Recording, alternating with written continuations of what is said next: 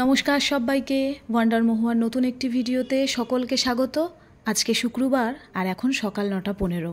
সকালে স্নান পুজো সারতে না সারতেই অজয় হঠাৎ করে বলে উঠলো, একটু তাড়াতাড়ি চা করো, প্রচণ্ড মাথা ধরেছে। তাই তাড়াতাড়ি করে আগে চাটা করে নিলাম। একা চা খেলে নিজের একার জন্য অতটা তাড়াহুড়ো থাকে না, ধীরে সুস্থে বানাই খাই। আর অজয়ের চা খাওয়া তো 9 মাসে 6 মাসে একবার। তবে সকালবেলা একা একা চা খাওয়ার থেকে একজন লোক পেলে কিন্তু মন্দ হয় না। চা করার তাড়াহুড়োয় আর চা খাওয়ার জন্য স্নান করে চুলটাও আঁচড়ানো হয়নি। আজকে চা খাওয়ার সুবাদে সকালবেলা যখন হাতে একটুখানি সময় পাওয়াই গেছে, তাই ভাবলাম বেশ কিছু আলোচনা আছে, এখন সেগুলো সেরে নেব। সামনেই যেহেতু পুজো, আর পুজো নিয়ে আমাদের দুজনেরই অনেক রকম প্ল্যানিং আছে। পুজোর আগে ফ্ল্যাটটাকে আবার একটু মেকওভার করার ইচ্ছা আছে, মানে ওই ধরুন সাজানোর ইচ্ছে আছে। পুজোর সময় আমরা তো প্রত্যেকেই ছোট থেকে বড় সকলেই সাজি, আর এবার তো আমার নতুন বাড়ি, নতুন সংসার, তো সেটাকেই আবারও নতুন করে সাজানোর ভীষণ ইচ্ছে আছে। সেই রকম প্ল্যানিং করেই এগোচ্ছি। এছাড়াও তো ফ্ল্যাটে টুকিটাকি অনেক কাজ বাকি আছে, যেমন ধরুন আমার বেডরুমে, আমার কিচেনে, এর আগের ভিডিওতেও আমি আপনাদেরকে বলেছি। তো সেই সমস্ত কাজ পুজোর আগে কমপ্লিট করে নেওয়ার ইচ্ছে আছে। বেশ কিছু জিনিস কেনার আছে, বেশ কিছু জিনিস অর্ডারও করেছি, যেগুলো আস্তে আস্তে পার্সেলগুলো রিসিভ করছি। তো ভাবছি আপনাদেরকে একেবারে যখন আমি আমার সমস্ত ঘর গোছাবো, সব কিছু যখন সুন্দর করে সাজাবো, তখন একেবারে আপনাদের সঙ্গে শেয়ার করব। ভাড়া বাড়িতে থাকতেও আমার ওই একটা রুমকেই আমি খুব সুন্দর করে সাজাতাম, আর এবছর তো এক্সাইটমেন্টটা একটু অন্যরকম। তো দেখা যাক কতদূর কি করতে পারি। তবে হ্যাঁ, আমরা দুজনেই একদম খুব সুন্দর একটা প্ল্যান ওয়াইজই এগোচ্ছি। যেমন ধরুন আমি আমার যে ঘরের মন্দিরটা, সেটা আমি কিভাবে ডেকোরেশন করব, বা আমি আমার বেডরুমটা কি করে ডেকোরেশন করব, তার তো একটা প্ল্যান করেছি। এবার সেইগুলো সাজাতে আমি যে জিনিসগুলো আমার দরকার, সেইটারই একটা লিস্ট ধরুন করে নিয়েছি। এবার সেই লিস্ট অনুযায়ী জিনিস কিনবো, বা ধরুন অনলাইনে অর্ডার করছি। আর ডাইনিং এরিয়াটা, মানে আমার টিভি ক্যাবিনেটটা বা ডাইনিং এরিয়াটা যেভাবে সাজানো হবে, সেইটার দায়িত্বটা সম্পূর্ণ অজয় নিয়েছে। তো সেইটা কিভাবে ডেকোরেশন করা হবে, সেইটা হচ্ছে সম্পূর্ণ ও চিন্তাভাবনা করছে। যা কিছু করব, যতটা হবে, সব কিছুই তো আপনাদের সঙ্গে শেয়ার করার জন্য আমি অনেকটা বেশি এক্সাইটেড। ঠিক ততটাই যখন আমি ভাড়া বাড়ি থেকে নতুন ফ্ল্যাটে আসবো, সেটা আপনাদের সঙ্গে শেয়ার করার জন্য এক্সাইটেড ছিলাম, এখনও ঠিক ততটাই। তো চলুন, অনেক কথা বললাম। সকালবেলা চা খেয়ে ব্রেকফাস্ট করে যে সমস্ত বাসনগুলো ছিল সেগুলো সমস্ত কিছু মেজে নিয়েছি। আমি প্রত্যেক দিনই তাই করি। ব্রেকফাস্ট করার পরে যে কটা বাসন আমার বেসিনে থাকে, সেগুলো আমি একেবারে ধুয়ে পরিষ্কার করে নিই। কারণ এক গাদা বাসন যদি আমার বেসিনে থাকে না, তাহলে আমার অনেকটাই অস্বস্তি হয়, আমি কিছুতেই কাজ করতে পারি না। মানে আমার রান্নাঘরটা সবসময় একটু নিট অ্যান্ড ক্লিন থাকলে আমার দেখতে ওটা বেশি ভালো লাগে, মানে আমার কাজ করতে আরও বেশি এনার্জি লাগে। গতকাল রাতে বসে এই সমস্ত সজনে ডাঁটা কেটে রেখেছিলাম। অনেকগুলো সজনে ডাঁটা অজয় বাজার থেকে নিয়ে এসেছিল। ও সজনে ডাঁটা খেতে এতটাই ভালোবাসে, যখনই বাজারে দেখে তখনই নিয়ে আসে। তো কাল রাতে আমার হাতে অনেকটা সময় ছিল বলে ওই জন্য সজনে ডাঁটাগুলো কেটে রেখেছি, কারণ সজনে ডাঁটা কাটতে অনেকটা বেশি সময় লাগে। তবে হ্যাঁ, এগুলোকে সজনে ডাঁটা বলে না, এগুলো যেহেতু মানে অফ সিজন, তো এটা 12 মাসই পাওয়া যায়। ডাঁটাটাকে যেন আর একটা কী বলে, এখন এই মুহূর্তে আমার মনে আসছে না। তো আজকে ইচ্ছে হলো যে ব্যালকানিতে বসে সবজিগুলো কাটবো। এখন তো বলতে গেলে প্রত্যেক দিনই ছুরি দিয়ে রান্নাঘরে দাঁড়িয়ে দাঁড়িয়ে সবজিগুলো কেটে নিই, কিন্তু আজকে ভালো লাগছিল না। ভাবলাম ব্যালকানিতে বসে সবজিগুলোকে কাটি, রাস্তায় গাড়ি ঘোড়াও দেখবো, একটু মানুষজন দেখবো, বেশ ভালো লাগে। বিয়ের আগে আমার বাবার বাড়ি, মানে যখন ফ্ল্যাট হয়নি তখনের সময় বলছি, তখন তো আমাদের বাড়িতে প্রচুর গাছ ছিল, মানে কি গাছ না ছিল না আমি দেখিনি। আম, কাঁঠাল, শিমুল তুলোর গাছ, নানা রকম ফুলের গাছ, কুল গাছ। তো আমার ঠাকুমাকে দেখতাম সবজি কাটার সময় সবসময় একদম বটি নিয়ে, সবজি নিয়ে একদম গাছতলায় বসে পড়তো, সবজিও কাটতো, আর আশেপাশে যেহেতু আমাদের সব পাশাপাশি বাড়ি ছিল, আবার তাদের সঙ্গে গল্পও করতো। তো সেই সময়টাই একদম আলাদা ছিল, সেই সময় তো আর এখন ফিরে পাওয়া সম্ভব নয়।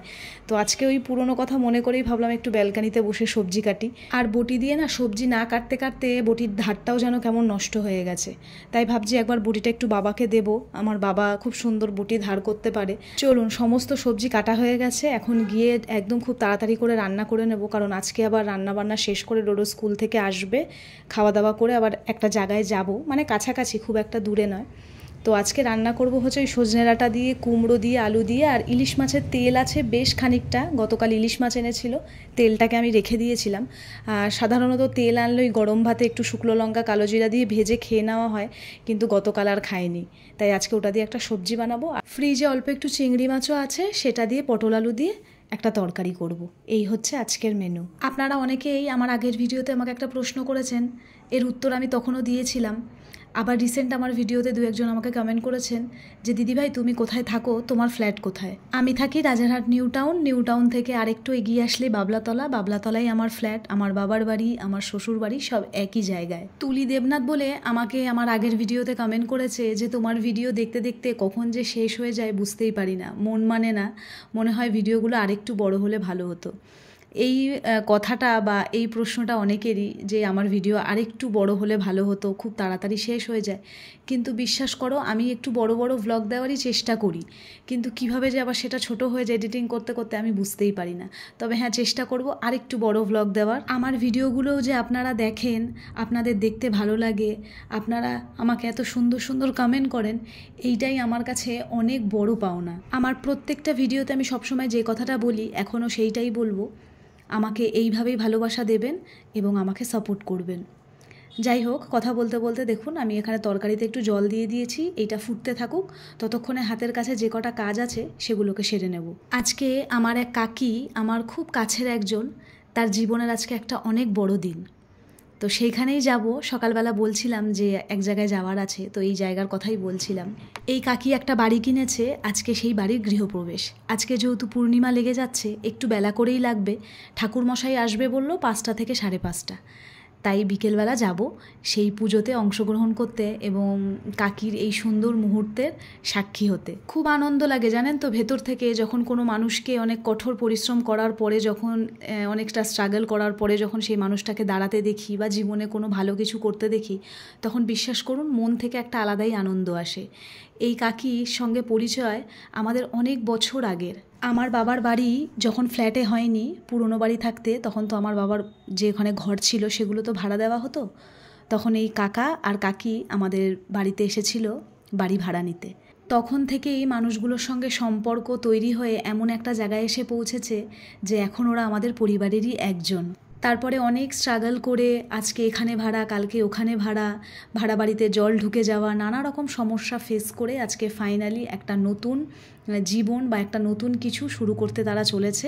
তাই অনেক অনেক শুভেচ্ছা রইল আমার তরফ থেকে আগামী দিনের জন্য এবং আগামী জীবনের জন্য। তো এইদিকে আমার সমস্ত কাজ হয়ে গেছে, রান্নাঘর একদম পরিষ্কার করে নিয়েছি। গতকাল যেহেতু শনিবার, তাই একদম ভালো করে ধুয়ে মুছে রান্নাঘর একদম টিপটপ ক্লিন করে নিয়েছি। ডোডো এখানে একদম রেডি হয়ে বসে রয়েছে, এবার আমি রেডি হব। তো যাবার আগে ভাবলাম ঘরের জানলাগুলো বন্ধ করে দিয়ে যাই, সন্ধেবেলা হলে আমি ঘরের জানলাগুলো একটু বন্ধ করে দিই। আর ডোডোর মধ্যে একটা কী জিনিস জানেন তো, ও যখনই কোনো জায়গায় যাওয়ার কথা শোনে, মানে যতক্ষণ না আপনি মানে ঘর থেকে বেরোচ্ছেন বা ওই জায়গায় গিয়ে যাচ্ছেন, ততক্ষণ ও কনস্ট্যান্ট বলে যাবে যে কখন যাবে। আর অলরেডি মায়ের ফোন এসে গেছে, কারণ মা তো একটু আগেই চলে গেছে, যেহেতু পুজোর সমস্ত কিছু গোছগাছ করতে হবে। তো মা বললো তাড়াতাড়ি আয়, তাই আমি ভাবলাম বেরানোর আগে একটু ঘরের সন্ধেবাতিগুলো দিয়ে যাই, যেহেতু পূর্ণিমা লেগে গেছে। আর গেলে আবার যদি আসতে দেরি হয় তখন ঘরের সন্ধেটা আবার দিতে দেরি হয়ে যাবে, তাই ভাবলাম একেবারে সন্ধেবাতি দিয়ে তারপরে বেরোই। যদিও বাইরে এখন সেরকম অন্ধকার হয়নি, তবু আমার মনে হলো সন্ধেবাতিটা দিয়ে গেলেই ভালো। তাহলে চলুন, আমি এখন সন্ধেবাতি দিয়ে আমিও এখন বেরোবো। আর আজকের ভিডিওটাও এখানেই শেষ করব। দেখা হবে খুব তাড়াতাড়ি। সকলে ভালো থাকবেন, সুস্থ থাকবেন, অবশ্যই কিন্তু নিজেদের খেয়াল রাখবেন। আর ভিডিওটা কেমন লাগলো জানাতে কিন্তু একদম ভুলবেন না। ওম বাস্তু দেবতা পুষ্পাহা, ওম নামো দেবতা পুষ্পাহা।